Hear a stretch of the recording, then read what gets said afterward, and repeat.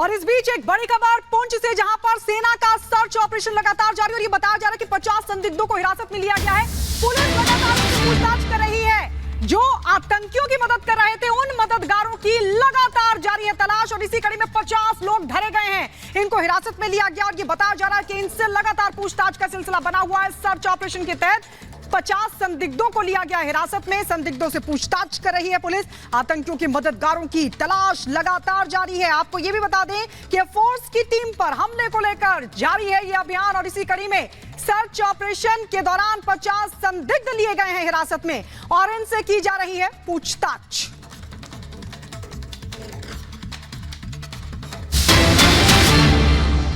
और इस बीच ये बड़ी खबर सामने आ रही है महाराष्ट्र से। महाराष्ट्र के यवतमाल में गाड़ियों में तोड़फोड़ की गई है और ये सीसीटीवी सामने आया है। जरा देखिए किस तरह से तोड़फोड़ की जा रही है। दरअसल बाइक सवार 3 बदमाश ये नजर आ रहे हैं जो कि सड़क किनारे खड़ी इस गाड़ी में अचानक से तोड़फोड़ करनी शुरू कर देते हैं। तोड़फोड़ का ये सीसीटीवी सामने आया है। देखिए ये 3 बदमाश आते हैं और अचानक से सड़क किनारे खड़ी इस गाड़ी में तोड़फोड़ मचानी शुरू कर देते हैं।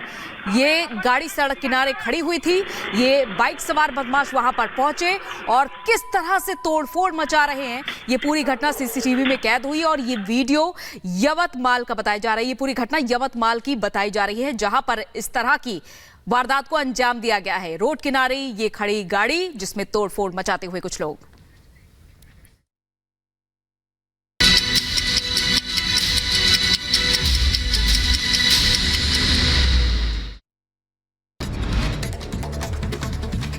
यूपी के मथुरा में दुकान में लगी भीषण आग। इलाके में हड़कंप मचा। आग की चपेट में आने से 30 से ज्यादा दुकानें जलकर खाक हुई।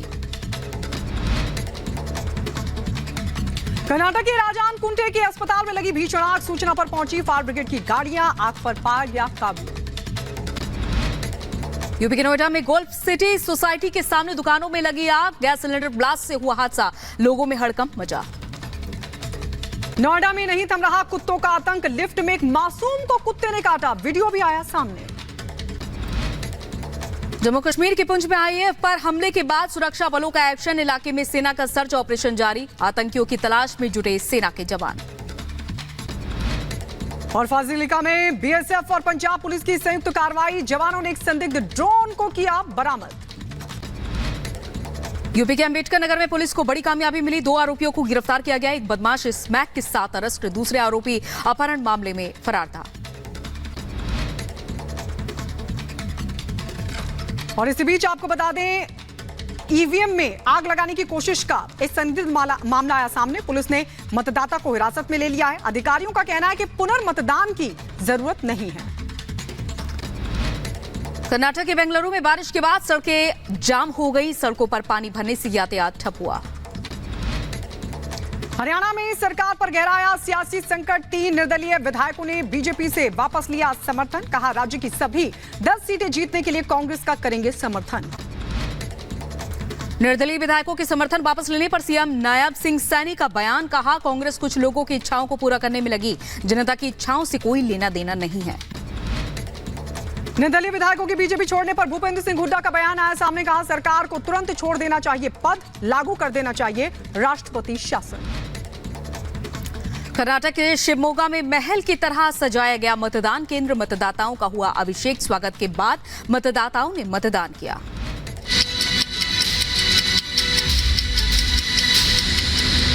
और अब अगली बड़ी खबर क्या आएगी आपको बताएंगे अंजलि।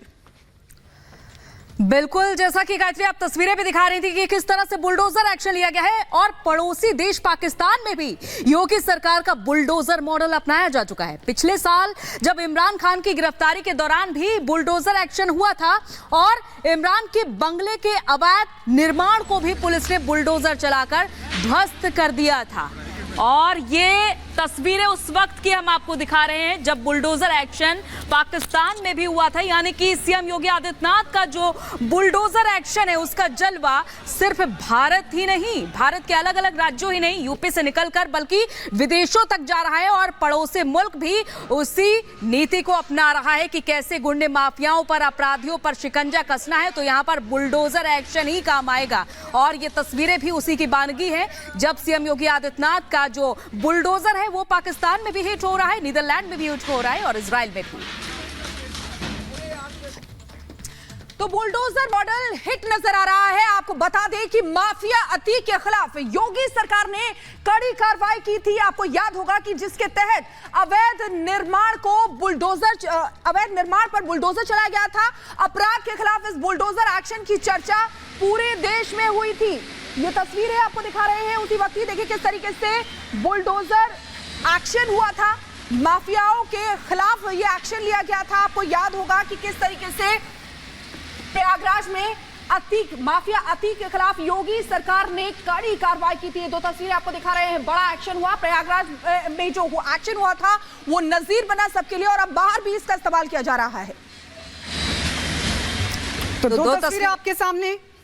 तो दो तस्वीरें आपके सामने। एक तरफ जब माफिया पर बड़ा एक्शन लिया गया था, यानी कि जितने भी यूपी के माफिया थे उनके ठिकानों को ध्वस्त किया गया था, अवैध निर्माण को ध्वस्त किया गया था। और ये तीन तस्वीरें जहां आप पहली तस्वीर एम्स्टर्डम से देख पा रहे हैं, ये एम्स्टर्डम के बाहर की तस्वीरें हैं जहां फिलिस्तीनी समर्थकों ने अतिक्रमण किया था, रोड जाम कर दी थी और यहां पर भी बुलडोजर एक्शन नजर आया। लाहौर की तस्वीर जब आप देखें, जब इमरान खान की गिरफ्तारी हुई उसके बाद बुलडोजर एक्शन पाकिस्तान में भी अपनाया गया और प्रयागराज में अतीक अहमद के अवैध निर्माण पर बुलडोजर चलाया गया।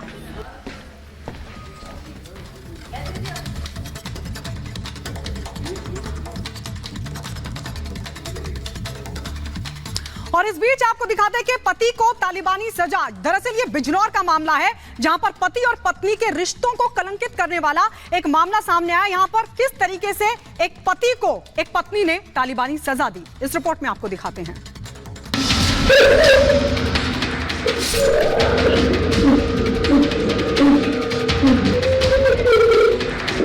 जिसके साथ प्यार की बड़ी बड़ी कस्में खाई थी, जिसके साथ 7 जन्मों तक रहने के वादे किए थे, जिसके साथ हमेशा साथ रहने का सपना देखा था, वो ही प्यार अगर जान का दुश्मन बन जाए तो क्या कहेंगे। यूपी के बिजनौर में एक ऐसा ही मामला सामने आया जहां एक महिला ने अपने पति के साथ क्रूरता की सारी हदें पार कर दी। अपने पति के साथ तालिबानी जैसा व्यवहार कर रही ये उसकी पत्नी ही है, जिसने पहले तो युवक को नशीला पदार्थ पिलाकर बेहोश किया, उसके बाद हाथ पैर बांधकर उसके साथ जानवरों जैसा सलूक किया। वायरल वीडियो में देखिए कैसे महिला शख्स के ऊपर चढ़कर उसका गला दबाने की कोशिश कर रही है। इतना ही नहीं, महिला उसके बाल खींचने के साथ ही सिगरेट से उसके शरीर को दागती दिख रही है। पीड़ित शख्स अपनी पत्नी से रहम की भीख मांग रहा है, जोरों जोरों से चिल्ला रहा है, लेकिन आरोपी महिला है कि उसके मुंह में कपड़ा ठूस देती है ताकि वो आवाज ना कर सके। पत्नी की क्रूरता की ये सारी तस्वीरें पीड़ित के लगाए कैमरे में ही कैद हुई हैं। दरअसल कहानी की शुरुआत 2023 में शुरू हुई, जब प्रेम प्रसंग के चलते दोनों ने एक दूसरे से शादी की। शुरुआत में तो सब ठीक था, लेकिन धीरे धीरे महिला का असली चेहरा सामने आने लगा।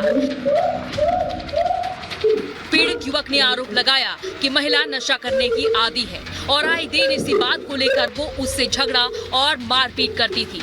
पीड़ित ने रिश्ते को बचाने की पूरी कोशिश की, लेकिन पत्नी का व्यवहार दिन ब दिन बदतर होता चला गया।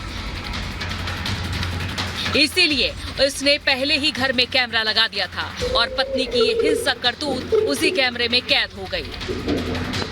महिला की इस करतूत का वीडियो सोशल मीडिया पर जमकर वायरल हो रहा है।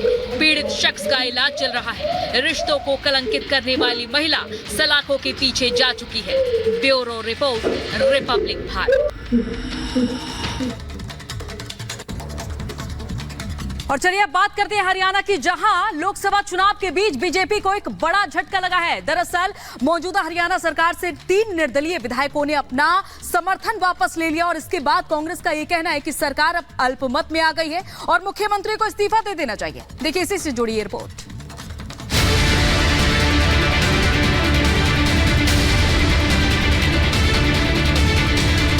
हरियाणा में लोकसभा चुनाव के बीच बीजेपी को बड़ा झटका लगा है। राज्य की सैनी सरकार से 3 निर्दलीय विधायकों ने सरकार से समर्थन वापस ले लिया।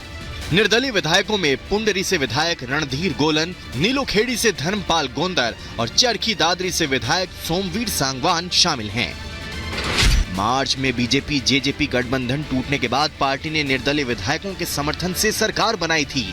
इन तीनों विधायकों ने रोहतक में पूर्व सीएम भूपेंद्र हुड्डा की मौजूदगी में कांग्रेस के समर्थन का ऐलान किया। वहीं पूर्व सीएम भूपेंद्र हुड्डा ने मांग की कि हरियाणा की बीजेपी सरकार अल्पमत में आ गई है, इसलिए सीएम नायब सैनी को इस्तीफा देकर विधानसभा चुनाव करवाने चाहिए। मौजूदा सरकार से लोगों का मन विमुख हो गया और ये लोगों की बात देखकर ही आज इन्होंने फैसला किया कि जो इन्होंने समर्थन दे रखा था समर्थन वापस लिया इन्होंने और भारी बात से कांग्रेस पार्टी का समर्थन। मैं इसमें एक ही बात कह सकता हूं कि ये इनका फैसला ठीक समय पर ठीक फैसला है, जनहित का फैसला है। कांग्रेस सांसद दीपेंद्र सिंह हुड्डा का कहना है कि हरियाणा में हालात बीजेपी के खिलाफ हैं। राज्य में बदलाव निश्चित है। बीजेपी सरकार बहुमत खो चुकी है। प्रदेश में बदलाव निश्चित है और मैं तो ये भी कहूंगा कि ये सरकार अल्पमत में आ गई है। भाजपा सरकार अल्पमत में आ गई है। जो इन्होंने 48 विधायकों की लिस्ट दी थी उसमें से कुछ विधायकों के तो इस्तीफे हुए हैं क्योंकि वो लोकसभा चुनाव लड़ रहे हैं और कुछ निर्दलीय विधायकों ने आज भाजपा से समर्थन वापस लेकर कांग्रेस पार्टी को समर्थन देने का काम किया है। निर्दलीय विधायकों ने सरकार से समर्थन वापस लेने के बाद कहा, देश को बांटने वाली बातें हमें पसंद नहीं, चाहे वो राज्य सरकार हो या केंद्र सरकार। 90 विधायकों वाली हरियाणा विधानसभा में अभी 88 विधायक हैं। इनमें से बीजेपी के पास 43 विधायकों का समर्थन बचा है। वहीं विपक्ष में 45 विधायक हो गए हैं। विधायकों की कुछ इच्छाएं होती हैं और हर व्यक्ति आज इच्छा के साथ जुड़ा हुआ है।